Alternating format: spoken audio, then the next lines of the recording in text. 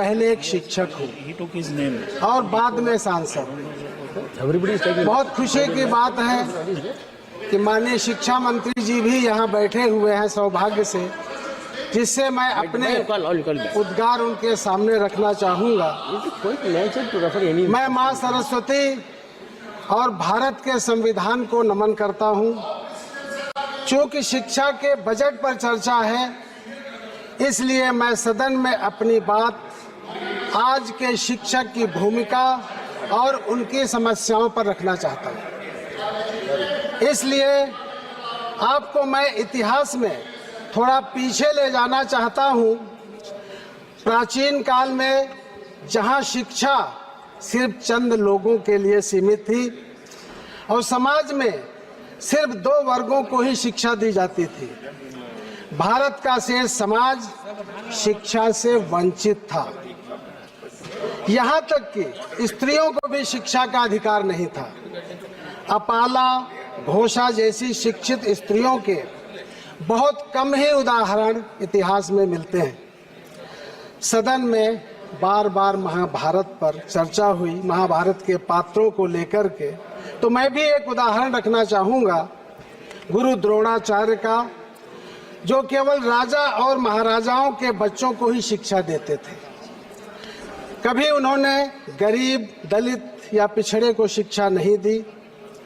वहीं कर्ण के गुरु, ये भी महाभारत के एक पात्र थे कर्ण, उनके गुरु परशुराम ने उन्हें शिक्षा दी और जब पता चला कि कर्ण शूद्र है तो उन्होंने उसे श्राप दे दिया।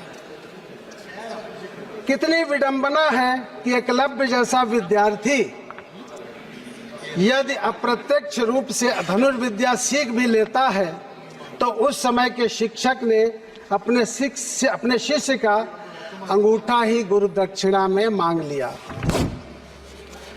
ऐसे बहुत से उदाहरण हमारे देश में हुए हैं और आज भी ऐसे लोग हैं जो सामाजिक ताना बाना को खराब करने का प्रयास कर रहे हैं। उसमें आप देखें तो जातिवाद को बढ़ावा देने में हमारे सत्ता पक्ष का बहुत बड़ा रोल है। अब मैं आपको वर्तमान में लाना चाहता हूँ। हम शुक्रगुजार हैं बाबा साहब भीमराव अंबेडकर के, जिन्होंने भारत के संविधान में बिना किसी भेदभाव के सभी वर्गों SC, ST, OBC, अल्पसंख्यक, यहाँ तक स्त्रियों को भी शिक्षा का पूर्ण अधिकार दिया। इसी का परिणाम है कि आज का समस्त शिक्षक समुदाय बिना किसी भेदभाव के अमीर, गरीब और सभी वर्गों के बच्चों को शिक्षित कर रहा है। संविधान के कारण ही आज का शिक्षक अपने विद्यार्थी से गुरु दक्षिणा में अब अंगूठा नहीं मांग सकता, अर्थात भेदभाव नहीं कर सकता। ये हमारे संविधान की देन है और जाति पात से ऊपर उठ करके सोचने लगा है। ऐसा संविधान बनाया था हमारे बाबा साहब भीमराव अंबेडकर ने और इसी संविधान को बचाने के लिए हमारे आदरणीय राष्ट्रीय अध्यक्ष माननीय अखिलेश यादव जी, माननीय राहुल गांधी जी एवं समूचा विपक्ष भारत की सड़कों पर उतरा, जिसे भारत की ऊर्जावान जनता ने हृदय से लगाया और संविधान की रक्षा की तथा बहुत से लोगों का घमंड भी चूर चूर किया। आप देखें, जो देश दुनिया में सबसे आगे हैं, अमीर हैं, वो देश शिक्षा में भी सबसे आगे हैं। उन्हीं देशों में दुनिया की बेस्ट यूनिवर्सिटीज हैं, जहां हर वर्ष भारत के लाखों छात्र पढ़ने जाते हैं। वहां की यूनिवर्सिटीज बेस्ट हैं क्योंकि वहां भेदभाव करके अपॉइंटमेंट या एडमिशन नहीं होते। भारत इतना बड़ा देश है, दुनिया की आप कह सकते हैं सबसे ज़्यादा आबादी है, फिर भी शर्म की बात है कि टॉप 100 विश्वविद्यालयों में भारत का कोई भी विश्वविद्यालय नहीं है। उच्च शिक्षा में हम कहाँ खड़े हैं? इसका मुख्य कारण है यहाँ का भाई भतीजावाद और मनवादी व्यवस्था के अनुसार अपॉइंटमेंट होना। आप लोग स्वयं देखें, हायर एजुकेशन में कितने वाइस चांसलर और कितने प्रोफेसर OBC और SC ST के हैं? नगण्य हैं, बहुत कम संख्या में हैं। सिर्फ नाते रिश्तेदारों की ही भर्ती होती है, इसीलिए हमारे विश्वविद्यालयों का स्तर वर्ल्ड क्लास नहीं हो पाया। इन्हीं लोगों ने एक व्यवस्था भी दी, रूल भी बनवाया, NFSC, not found suitable candidates, जिसके द्वारा OBC, SC, ST और माइनॉरिटी के कैंडिडेट्स को जो योग्य होते हुए भी अयोग्य करार दिया जाता है, अपॉइंट नहीं किया जाता है और अपने लोगों को रखने को मौका मिल जाता है। ये सब खुलेआम चल रहा है। माननीय शिक्षा मंत्री जी का मैं ध्यान चाहता हूँ कि इस पर विशेष रूप से ध्यान दें और जितने भी सीटें हैं एक आरक्षण के अनुपात में प्रोफेसर, वाइस चांसलर, सब में हर जगह उनको जो है प्रतिनिधित्व मिलना चाहिए। हमने, चूँकि मैं प्रतापगढ़ उत्तर प्रदेश को बिलोंग करता हूँ, वहाँ से मैं सांसद चुना गया हूँ, वहाँ पर मैंने देखा कितना भेदभाव होता है। हाई स्कूल और इंटर में भी OBC और SC, ST के छात्रों को बोर्ड प्रैक्टिकल्स में दूषित मानसिकता के टीचर्स द्वारा कम अंक दिए जाते हैं। बस 2 मिनट और लगेगा। लेकिन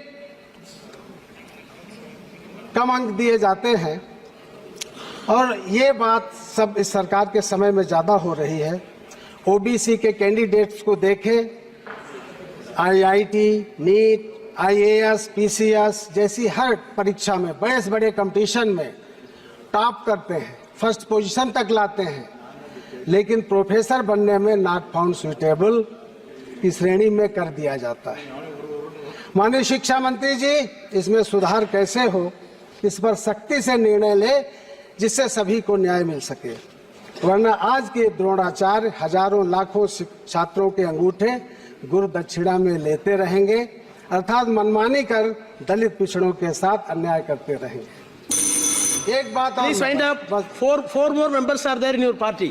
बस 2 मिनट, आप घड़ी देख के प्लीज कंक्लूड। एक बात और मैं कहना चाहता हूं, हमारे माननीय प्रधानमंत्री जी अक्सर कहते हैं भारत को विश्व गुरु बनाना है।